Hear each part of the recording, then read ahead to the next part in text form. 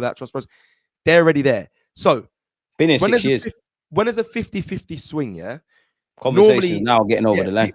People give you that time, yeah, 50-50 or 60-40.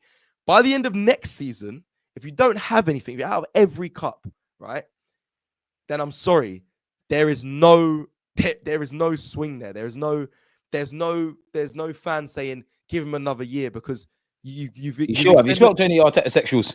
Yeah, you've gone past the amount. Even they're gonna keep standing by him. Yeah, well, I'll be surprised. I'll be really surprised, and I'm not gospel, but I see how fans swing. I see how it changes. I think by the end of next season, if you're not winning anything, you will have a lot of the fan base turn on Mikel Arteta, and depending on obviously, no, it's not even depending on where we are. I think fans really want a trophy, and on top of that as well, it's not like getting another manager, bringing him into a good side like Arsenal, can't get it over the line because Arne Slot's just proven that he can come into a team and win and be successful. Same Liverpool side that was written off, and I must admit, some Arteta sexuals, they went from writing off Liverpool in the top 4 race in the summer. They went from saying it's not sustainable with what Salah's doing and they will get injuries, and then they started doing that thing where they look at the fixture calendar list, and now obviously because of where we are in the season, they're now flipping it and saying, oh well, Arne Slot did inherit Mohamed Salah, Van Dijk, and all of these things, which is true in jest. But you're being dishonest. It's like, obviously, there is context around how our season derailed. And I hear that. But for me, there's that conversation. And I'm willing and ready to talk about that till I'm blue in the face. But then also a sub part of that convo, bro, is, okay, I hear that. But did we get over the line? Did we win anything? Winners win, losers explain. We were geared up towards winning. This is now where we're at as a football club, I feel. We've got good, exciting players. We've got a good base. As I said earlier, Cecil, we're crying about attackers and defending. We've got all of that. Our top 6 record is somewhat decent. We still haven't quite grasped fine margins, but a lot of it feels self-inflicted with the manager's tactics and not bringing in players and players not doing their jobs all the time. But surely, man, at some point, something else has got to change. I'm not even at the pitchfork stage of Arteta. For me, it's gloves are off. If you cut, safe. If you stay, it is what it is. Nobody's earned that quote unquote support from me beyond you being the manager and the players, etc. Yeah, no, I'm with you. Like, I credit Arteta a lot, and that's why I don't like talking negatively on him, but I give him so much praise. We've done this before in these streams. Like, we looked back at a few things that he's done for the club and where we've got to. You know, we weren't even in top 4, weren't even in the conversation. I was getting worried about going to games against Burnley and praying it would get a win. Now I'm confident. That used to be dark. Yeah, trust me. So we've come a long way, and I credit Mikel Arteta and the players that he signed at first. The Ben Whites of this was Tomiyasu injured and all that, but those sort of the players that he signed that I questioned, he got really good amount of level out of them. Like, really, would you make it a talent ID as well? Because you're kind of tying into it, and this question's kind of said Mikel Arteta's talent ID sucks. But yeah, go on. Well, it's not all on him because it's the board that are obviously doing talent ID as well. But it may suck a little bit because we don't get the Isaks of this world when people were saying, you know, from Real Sociedad they could have got him. We could have got him. He was a player that we could have targeted, and we was all aware of that, but they didn't get him. He starts now. He's flying at Newcastle, and you need big bread. Yeah. The talent ID is not incredible, but Arteta as a coach has done really well to better players. Like, we looked at Mudryk. That was talent ID that we all wanted. We didn't get him. We got Trossard, who at the time was okay, fair enough, was a good enough substitute for that. But he was not someone I would say that's great talent ID. We took an opportunity because he fell out of his manager and whatnot. But Arteta, for me at the time, got the best out of him. Now I think he stinks a little bit.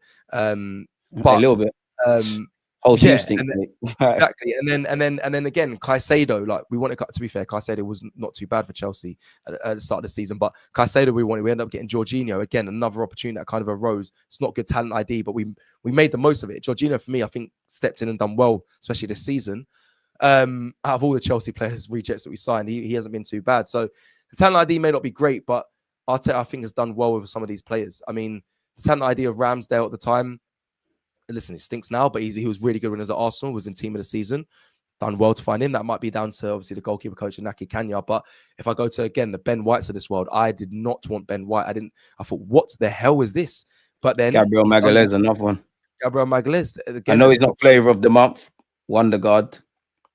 Yeah, no, Martin no, Odegaard. no, no. But Odegaard's he's a serious player. He's a fun bro. He was team of the season, got highest goal scorer midfielder Like Arteta's last. no Arsene Wenger for finding talent, and Yeah, I think yeah, it's questionable when he's got big ticket money to spend on big ticket items. But he has improved some players, maybe not to the degree that we want, and that's where for me, it's over the line now. If we want to be a team that is doing top four, you're doing all right. If we want to get over the line and not be here explaining how Liverpool got a new manager and won, or City's domination and etc., we have to control the controllables and stop having certain conversations like me and you ironically are having and you're having right now with myself. So like, yeah, if nothing changes, nothing changes in all exactly. aspects.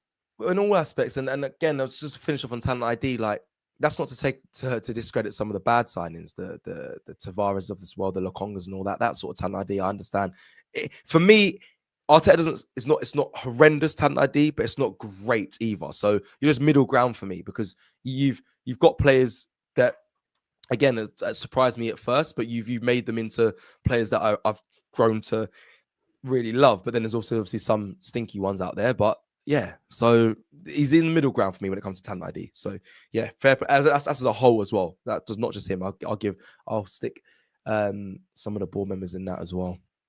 So how do you feel about Arteta's power or growing in power? Because obviously I do think I personally think the Cronkies are betting on him. You know, you got a 15 million a year contract. Like you said, he is a good coach. For me, I don't have to say you're not a good coach because I don't think you may not be able to get us to where we need to get to, but you're a good coach. They're betting on you. I think they're looking at you doing the long-termism, kind of like Wenger, but you haven't got Wenger's credentials. It seems like he's growing in power off the field to the point where Edu employed him. Obviously, when you look at beneath the lines of the Athletic and all of these people that say the sporting directors, they say Arteta is going to have a big say. Now, naturally, he's going to be asked, but I don't know if I feel that that's the right kind of thing. How do you feel about Mikel Arteta's power? Like, do you think he should really just be a head coach, or do you think he should get more power? Where are you at with the whole power dynamics off the field? As much as your knowledge, because we're just fans at the end of the day. Should he get more power is a no. And I'm a fan of Arteta, but he has a lot of control from my standpoint. Yeah, from what I know from the meeting in LA with the board. Fox is a fraud, man. This guy's just talking about deforestation. But go on, Cecil, man. Don't worry about that. Yeah, just like from when I was in LA and they had their meeting with the Cronkies and that, they swan over Arteta. When I've been in the preseason tours and I spoke to Josh Kroenke. Yeah, we want Cecil out as well. You was cool with the Cronkies on holiday. You might have to catch strays as well. No, I'm joking. No, I get that. That image. No, I'm chatting. That image now people keep bringing up. But I stand. That's the social media being done, man. Yeah, bro. I love that image. Yeah, I was Kroenke out 4 years ago when there was Super Leagues and the club was a mess. Then they put money in. Declan Rice record signing. That was exactly that same summer where I saw them. Stand by that photo. Things changed, but at times it works. At times it felt right. Anyway, but forget all that. I think power-wise, Arteta has extreme power. For people that are not as close to, I've been privileged to, been in certain scenarios with seeing him and the board and together. But he has got aura. I'll give Arteta that. Yeah, if you look at the Amazon documentary, when it came to Aubameyang, it was only Arteta that wanted Aubameyang out. Didn't want to speak to him. Don't still want to see him in the canteen. Get him out the club. He wanted Marino and Calafiori as well. Yeah, this is what I'm saying. But he wanted mainly, he wanted those players, to sign. But when it came to Aubameyang, he wanted him out of the club after the whole disciplinary stuff. And the board, the Edus and all that, Richard Garlets, they were in the meeting saying, I don't know if this is the right idea. He's our top goal scorer, most money. But Arteta was like, I want him out. They got him out. So Arteta has extreme power. I've seen if you're wise about the timeline, like the Super League, Kroenke out protest, all of that, as Arteta was joining, Arteta implemented these philosophies, the songs, the bringing the fans closer to the team, the transmitting of energy and all that, and the voices. All of that has all happened. We need to stop that North London Forever song, but go on. All that's happened when Arteta is here.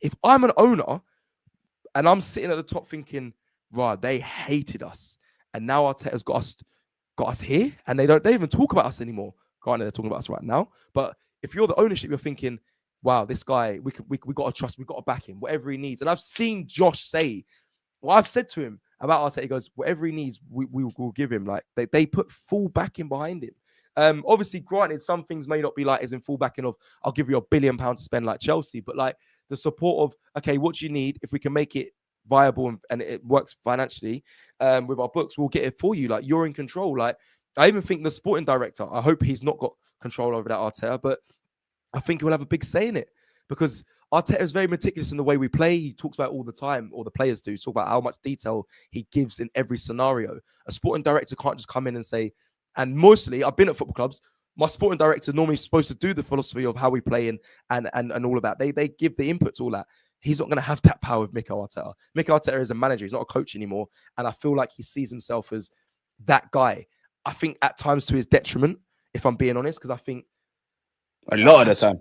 Yeah, because we're going against the modern structure of the game. Like, obviously, I can understand what Arsenal are trying to do, and I'm not. Arteta can only get experience when he gets experience, but I kind of understand a man like Wenger or Alex Ferguson having that kind of say, because they've been in the game, they've earned that right. Exactly. Pep Guardiola don't even have that at City. Now, let's not be naive. Clearly, he's sourced about off the field issues and whatnot, but he's just left to be a manager. It's like it's like everybody's a head coach nowadays. To a degree, Aston Villa, with, I don't want to mention his name because people want him back at their club, but Unai Emery, you see what Villa's doing. With great power comes great responsibility. Do you think it's a fallacy then, really? Because we could, on one hand, I think you do need an experienced sporting director. I think whether Eddie was right or wrong, we tried that one. It didn't really work. I do think we need someone that's a lot more experienced. Shout out Jason Ito, but I think we need someone with a phone book, someone that's been there and done it. But we could go, you could argue we could get the new David Dean. If they don't have as much of a say as Mikel Arteta, then surely it's a bit of a fallacy. And I only mention that because, I think there's times Arteta's wanted players and he's been done dirty. And I also think Arteta has to hold his own L's. At the end of the day, Cronkies are not going to splash all the P's, and I can ask questions of them. They've given you left backs galore. They've ripped up contracts, like you said. They've made you they've done everything that they can. They've given you 15 mil a year as a contract. You like the job so much. Let's get away from whether you like Arsenal or not, and just look at it a cerebral way. Bearing in mind, he rejected our club before he took it. He wants to be a good manager. Obviously, they've given you a new deal, so you can work within this remit. You have to make it work. Do you think if the next sporting director doesn't have a say as big, quote unquote, as Arteta, or if the Cronkies don't listen to whoever that is as much, do you think we're in the same scenario kind of thing? Yeah, I think it's pointless. I think it's pointless. I think for a club to grow, if you're employing a sporting director, you have to, that's like making a uni graduate CEO. Like, if you're putting a sporting director, he has to have a say. Like, they have to have a say. Like, what's the point in employing one then? Just make Mikel Arteta everything, because I find it crazy, and I think Arteta has a lot of power. So I'm saying this, but I don't know if it will happen. I just think if you're employing a sporting director, they have to have some sort of say in what's going on. You can't skip him out. And Arteta being on that much money, £50 million, like, he's the second highest paid manager in the Premier League. I think you're going to get a CEO who's probably on less than him. Like, that doesn't make any sense. Like, you're the sporting director. That's the great. Like, how does that make any sense to what's happening here? So, I worry for that. I do worry for that. I really do. I really do. I think you need someone, like you said, with gravitas. I think you need someone that has been there and got it over the line before at a club. And the reason why I say that is because I think Arteta is I think he's a genius of a coach.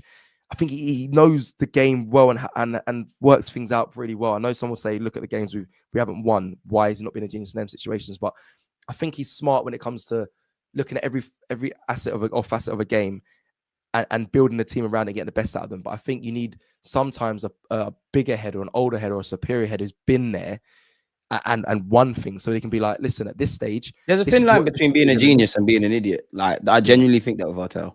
Yeah. And I can hear that. I hear that point. So I just feel you need someone that has been there and get it over the line mentally, and can speak to the players, speak to Arteta, and have a bit of authority. Like, David Dean was a guy that challenged a lot. He stopped Wenger from moving too mad when he was trying to move too mad. We needed that.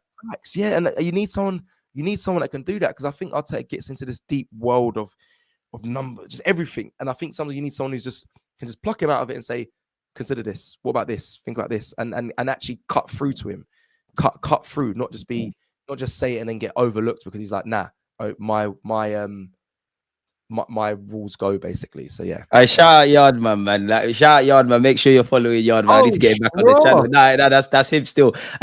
You know what?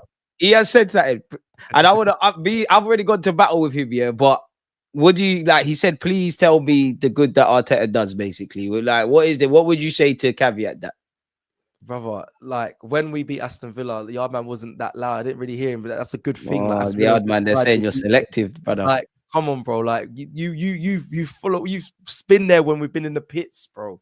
Going to games, getting vexed. I know you're